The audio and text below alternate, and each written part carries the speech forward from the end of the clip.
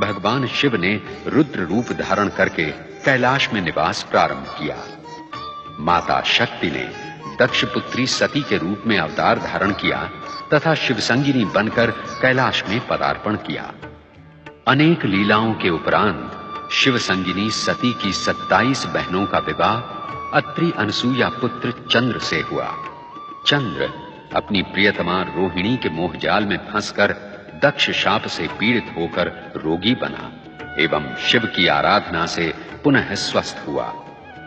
इसी प्रसंग में भगवान शिव के प्रथम ज्योतिर्लिंग सोमनाथ ज्योतिर्लिंग की स्थापना हुई। तत्पश्चात शिव के अपमान से दुखी सती ने दक्ष यज्ञ में आत्मदाह करके सतीत्व का अनुपम उदाहरण प्रस्तुत किया। शिव वैरागी बनकर तपस्या में लीन हुए। ब्राह्मण वेदव्रत तथा बालक श्रीकर की भक्ति से प्रेरित भगवान शिव ने दूषण राक्षस का संहार करके महाकालेश्वर ज्योतिर्लिंग की स्थापना की। नर नारायण ने अनुपम शिव भक्ति का उदाहरण प्रस्तुत करते हुए भगवान शिव की आराधना की और फलस्वरूप हिमालय पर केदारनाथ ज्योतिर्लिंग की स्थापना हुई। राजा मांधाता ने विंध्याचल पर शिव की आराधना की। भगवान शिव प्रसन्न हुए तथा ओंकारेश्वर ज्योतिर्लिंग प्रतिष्ठित हुआ।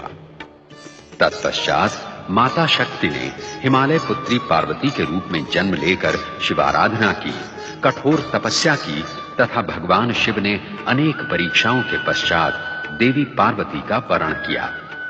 इसी बीच असुर कुल में महाशक्तिशाली तारकासुर उत्पन्न हुआ, जिसे ब्रह्मा द्वारा शिवपुत्र के हाथों मरण का वरदान प्राप्त था।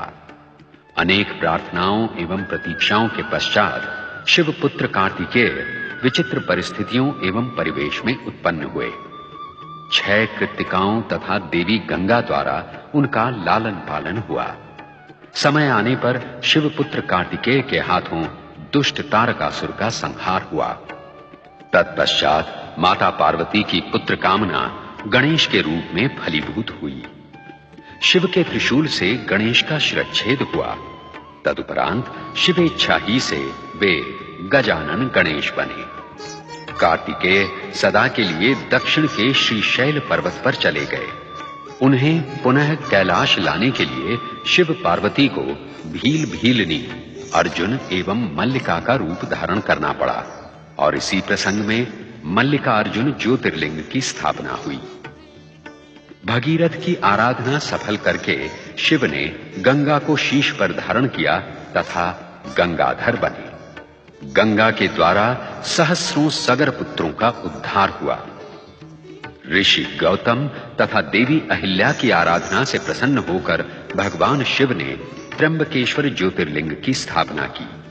गंगा, दक्षिण की गंगा गोदावरी बनी।